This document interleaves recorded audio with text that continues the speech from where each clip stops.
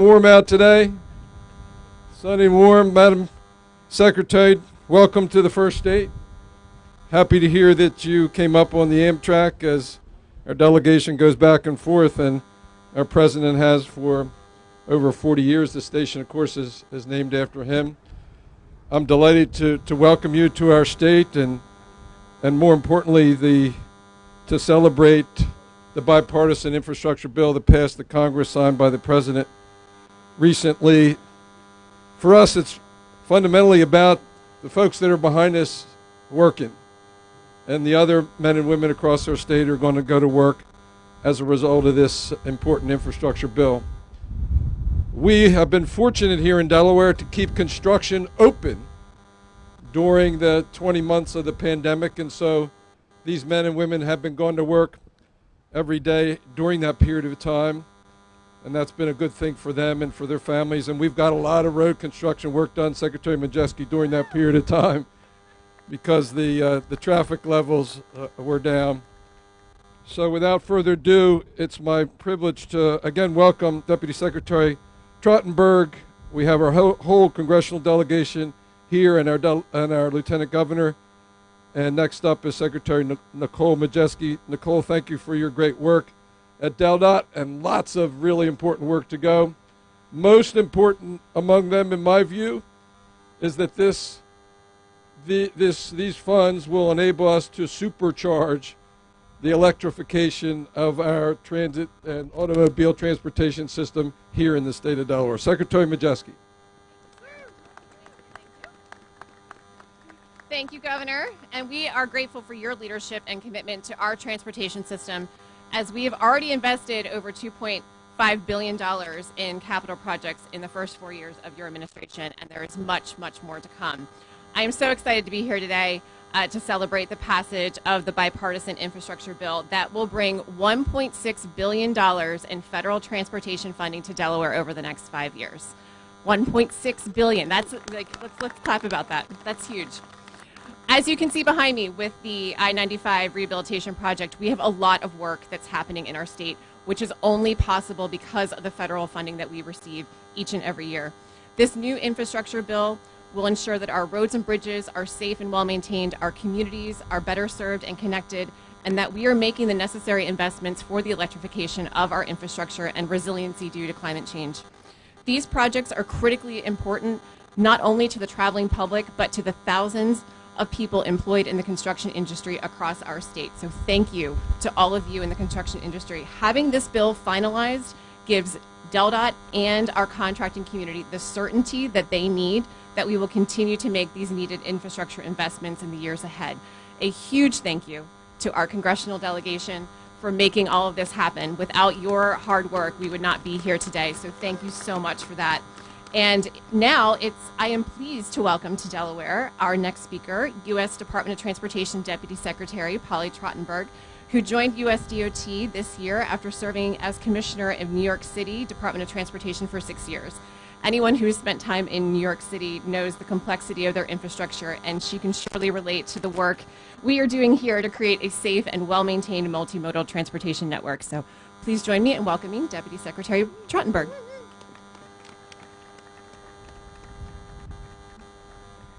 Thank you so much, Nicole. Good morning, everyone. I'm going to grab my papers here and hope that they don't blow away in the wind. It is a thrill to be here on behalf of the Biden administration, Secretary Buttigieg, and as Governor Carney mentioned, it was delightful to take the train up this morning and land at the Biden station. Just delightful. So first of all, thank you, Governor Carney and Lieutenant Governor Hollong, for your leadership of this state. And of course, we want to thank the Delaware delegation, starting with the extraordinary chair of the Senate Environment and Public Works Committee, Senator Carper. We have to thank him today for the bipartisan infrastructure law we're going to talk about. Also want to thank Senator Coons and Congresswoman Rochester. Both of them did so much work with their colleagues to ensure the passage of this bill. And it is also great to be here with Delaware DOT Secretary Majeski. As she mentioned, I got to be New York City Transportation Commissioner for 7 years, so I know what it's like to deliver big capital projects like the one behind us, and want to congratulate her on this extraordinary project.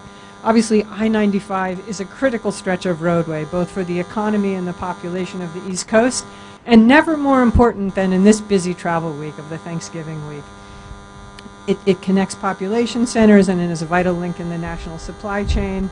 And everyone knows when there are problems on this road, the traffic, the crashes, the shutdowns, how difficult it can be. So this Restore the Corridor project, which is a federal-state partnership, is going to do a lot to make life better for Delawareans every day.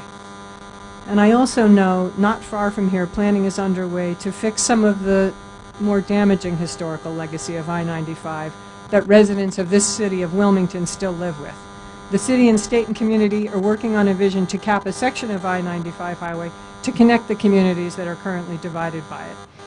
And I'm also pleased to say congratulations to Wilmington for last week winning a U.S. Department of Transportation RAISE grant for $17 million for a project near the riverfront. Yes, let's have an applause for that. And by the way, it was a fierce competition, so congratulations to Wilmington for putting in a fantastic application for a great riverfront project to improve safety and access, create greenways for people to walk and bike, and prevent storm flooding. But I also want to take a minute just to come back to talk about the bipartisan infrastructure bill.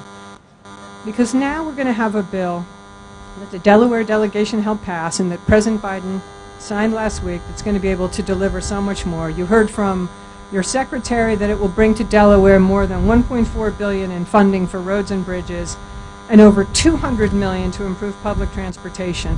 And those figures don't even include the billions of dollars you'll be eligible for in competitive grants. This bill will make the largest investments in transit and rail in American history, thanks to the leadership of the Delaware delegation, and particularly Chairman Carper. And I want to just say a minute about his leadership on the bill. This is the first time in American history that a highway bill has a dedicated climate section. As I like to say, this is not your grandfather's highway bill.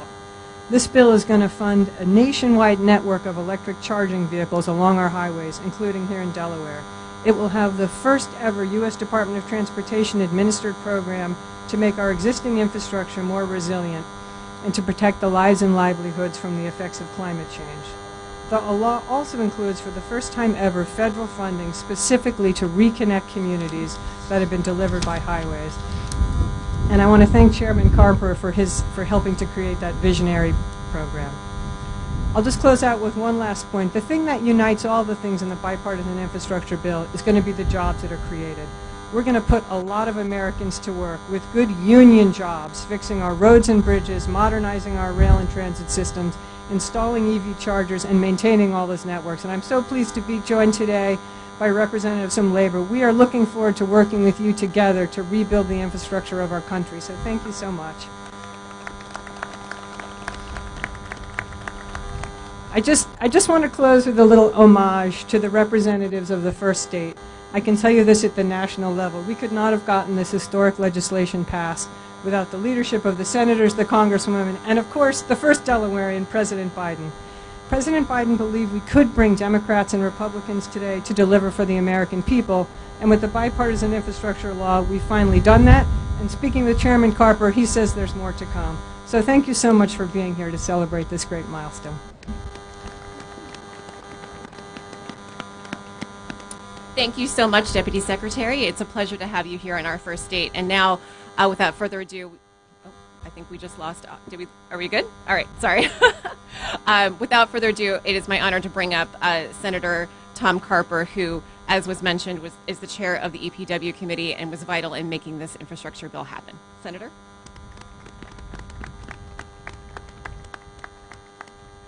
Thank you, Madam Secretary. To you, to Polly. Polly, thank you so much for coming here, for joining us, and for your leadership. The governor, it's wonderful to be with the governor. See the mayor over, Mike Brzezicki.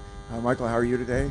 And Chris Coons, my wingman in the United States Senate, Lisa, our Congresswoman, and all of you who are here. We have a lot of folks that design roads, build roads, and are going to make sure that we improve this road and a lot of others around the country.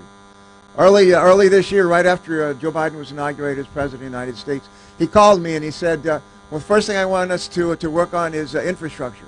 He said roads, highways, bridges, water, wastewater, flood, climate. He said, I want us to be able to work on infrastructure. And I said, I'm with you, man. And he said, we want your committee, the Environment and Public Works Committee, which has jurisdiction over all the things that I just mentioned. He said, we want your committee to go to work and really serve as an example for the rest of the Senate and the House as to how to get things done. And he asked us if we could maybe get something, a bill out of committee by Easter. And he said, we'll go to work on it. And we did, working with Shelley Capito, who's a Republican from West Virginia, the senior Republican on our committee. We reported out about 3 months later, unanimously, wastewater, drinking water legislation, flood control legislation, unanimously. Not a close vote, not a tie vote, not just a party line vote, unanimously. We reported out, in addition, legislation for roads, highways, bridges, first ever climate title in a service transportation bill, unanimously. We took the bills to the Senate floor, passed the water infrastructure legislation 89-2. Do you know how often we pass bills 89-2? Not very often. And that those bills together served as the foundation on which our bipartisan infrastructure bill was built, which passed finally with bipartisan support in the Senate and ultimately in the House, and the President signed it on a very cool Monday last week in front of the White House. What does this really mean for people? Too many people around the country, they got up this morning, they turned on the faucet in their homes, and the water that came out was not fit to drink.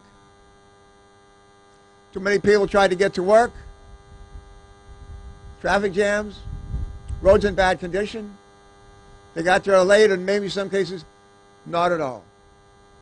We have a lot of vehicles that go around the country spewing up poison into the air, and also a lot of carbon dioxide. I went to Ohio State University. We have a Polar Research Institute there that tells us the level of carbon dioxide in our planet is higher than it's ever been in 300,000 years we've been keeping records. Highest ever. What do we do about it? Well, one of the things we're going to do is we're going to electrify a lot of vehicles. GM has announced. Chrysler has announced. Ford has announced. But beginning in 2035, they'll be building no fossil fuel vehicles. It'll all be electric. It'll all be hydrogen. And the question is, can we take that transformation and do something good about it, like making jobs? And what we're going to do is create thousands, hundreds of thousands of jobs, electrifying corridor across the country, transportation corridors across the country. And also it's something called clean hydrogen. Clean hydrogen, and we're going to take windmills off the coast of our country. We're going to use those windmills to create electricity in a process called electrolysis and water, create hydrogen. We're going to use that hydrogen to help fuel large trucks and to help do industrial, transform industrial operations like cement plants, like steel plants, into something that actually provides a lot of jobs and the stuff that we need, but without destroying our planet. This is a happy day. This is a happy day. Joe Biden was asked many times in the campaign last year, when he thinks of global warming, what does he think of? And he said, I think of jobs. I think of jobs. I do too. And there are going to be a ton of jobs that are going to come out of this. There are a bunch of jobs right now rebuilding I-95, but there are going to be a lot more. And at the end of the day, not only will we have transformed our roads, highways, bridges, our rail, our ports, our water and wastewater systems, we're going to transform them. The other thing we're going to do is we're going to make the economy of this country stronger, more productive, more competitive. That's a win-win-win situation. We can use a few more of those. Joe Biden likes to use initials to describe some things. Once I heard him use the initials. Let me see if I can remember this. Probably B, F, D. That was it. There you go. He described, used those initials to describe something big that had happened in our country. Let me just say, this is the same. This is this is BFD on steroids. This is a day to celebrate. For everybody, Chris and Lisa, especially in the House and the Senate, Polly, to your leadership, to Mayor Pete, also known as Secretary Pete, and especially to our President. If you hadn't made that call to me and said, let's get this done, we can do this together. And you know what? We have. Let's celebrate this day. Thank you so much. God bless you all.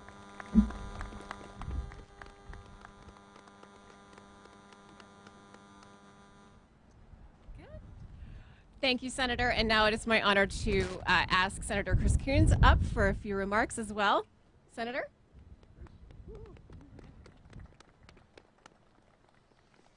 Thank you, Secretary Majeska, Deputy Secretary Trottenberg. Wonderful to have you with us.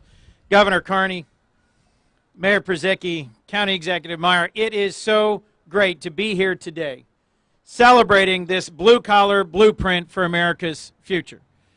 to Chairman Carper and Congresswoman Blunt Rochester and our Lieutenant Governor, this is the day that we begin translating what happened in front of the White House a week ago when our President Joe Biden signed this $1.2 trillion infrastructure bill. We begin translating it into reality. I see the men and women of organized labor are here today in force, and whether it's the operating engineers or the laborers, whether it's men and women who work at the Amtrak shops or who lay cable or who work with the sheet metal workers, we've got folks up and down this state in transit unions, in construction unions, who are looking at high-quality, high-paying union jobs as a result of this bill. In my lifetime, I can't remember ever having as pro-labor a president as Joe Biden of Delaware. And this is the day that we begin the process of taking the high ideals that led those of us who negotiated month after month after month to get to a deal, and the great vote that we had on the floor of the Senate, ultimately one of the biggest bipartisan votes we've seen in our time, 69-30 on this bill, and to ultimately get it out on the street. So there's a lot of work to do.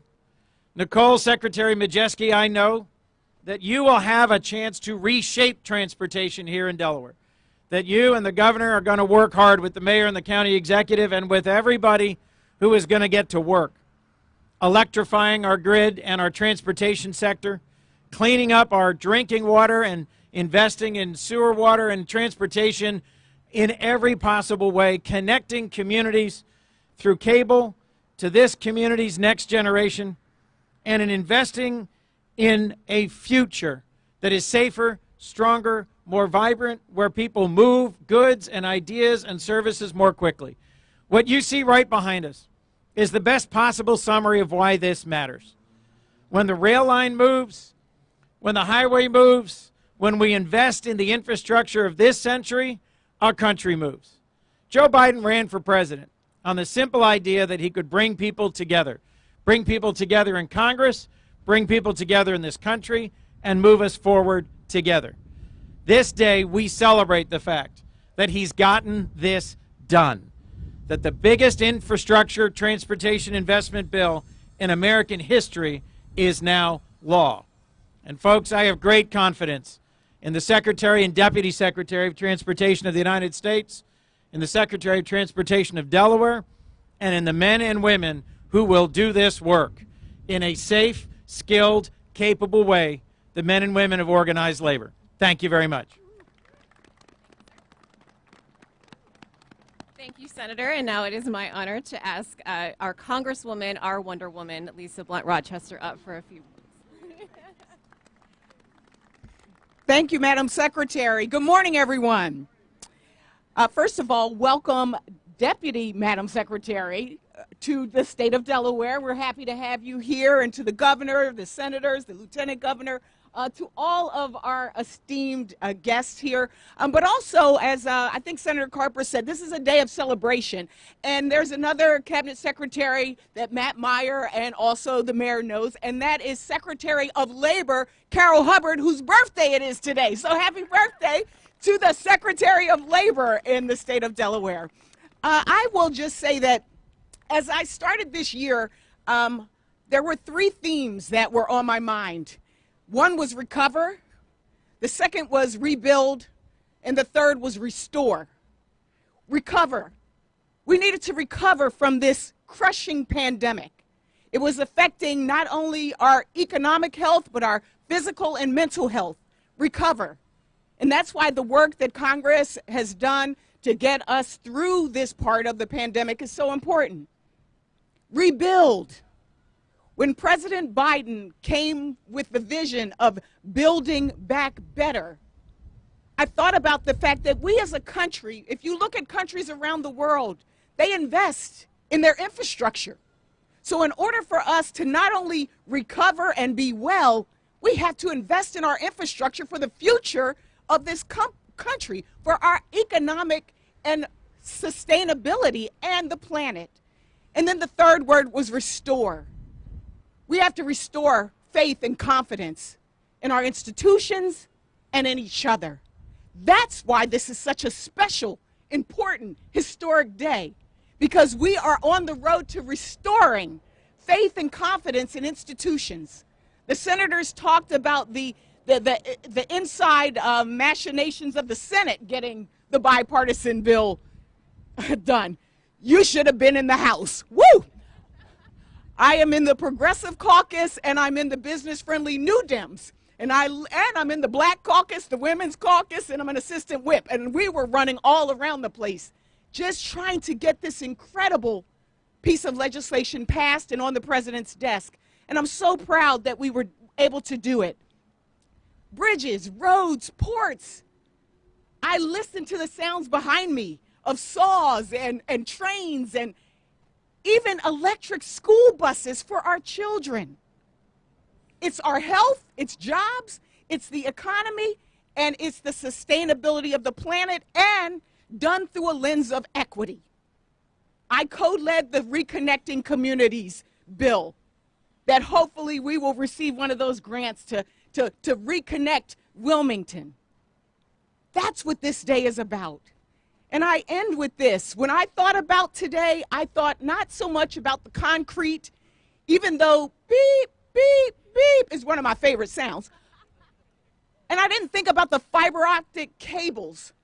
I thought about people's faces that I've seen throughout this state and throughout this country. I thought about the farmer in Sussex County whose home in her kitchen where we sat, and she had her iPad and she showed me her crops. But without internet, that's not possible. I thought about the young girl, the 15-year-old Ariana, who testified before the health committee on my committee of Energy and Commerce about mental health issues that young people are dealing with. But she was doing it from her parents' car in a McDonald's parking lot because she didn't have internet. I thought about the men and women of labor who said to me, Lisa, we've got to get this done because this means jobs, this means our economy, this means the future of our country. Ladies and gentlemen, I am so excited, so proud to be a part of this historic day, and I hope you are too, because we are about to build back better.